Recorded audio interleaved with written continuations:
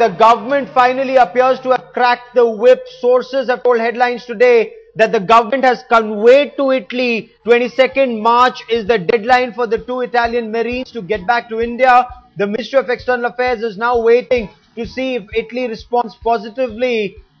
That is, will the Marines return by 22nd, or the Supreme Court says anything on the subject, suo motu. That is what the sources in Ministry of External Affairs are telling us.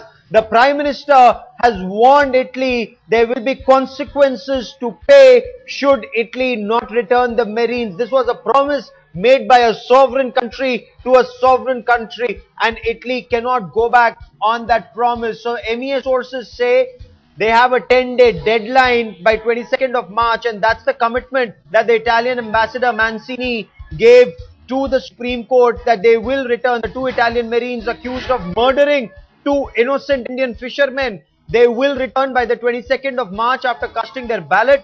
They were allowed to go by Justice Altamas Kabir, the Chief Justice of India, for a period of 4 weeks. Will they return by 22nd of March? This deadline has been given. Let's listen in to the Prime Minister as he says it cannot be business as usual. There will be consequences to pay. That these actions of the government of Italy are not acceptable. They violate every rule of diplomatic discourse and call into question solemn commitment given by accredited representatives of a sovereign government to our Supreme Court. This cannot, by any standards, be in the interest of any bilateral relationship that has to function on the basis of trust.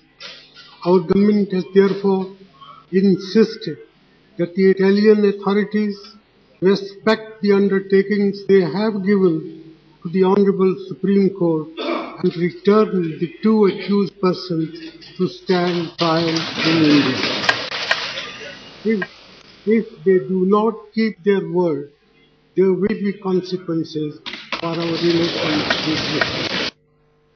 The Prime Minister sounding firm there. There are consequences. There will be consequences to pay if the two Italian Marines, the accused in the murder case, are not sent back. Headlines today is Maha Siddiqui now joins me for more on this. Maha, you've been speaking to your sources in the Ministry of External Affairs. What is the diplomatic offensive that India plans to launch now?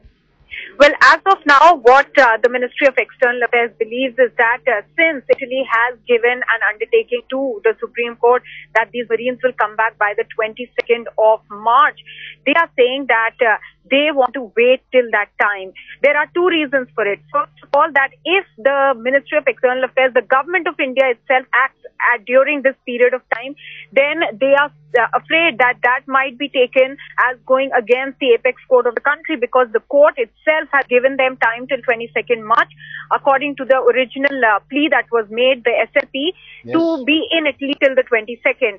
So they want to wait till till that time. The second important point over here is, Gaurav, that slowly and gradually, and as we've seen the Prime Minister again today, we're not mincing any words and being very firm, diplomatic pressure is being built. The first step was taken yesterday of the Italian ambassador being summoned, and with all these talks that pressure is being built on the government also to give him marching orders.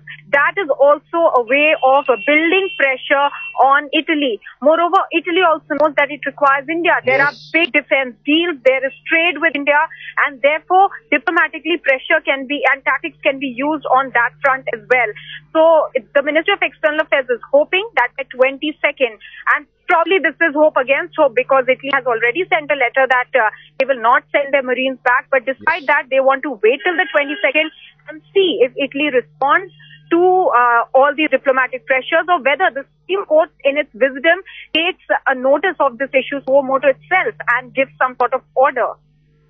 Indeed, indeed. For the moment, Maha Siddiqui, many thanks for joining me. I will come back to you.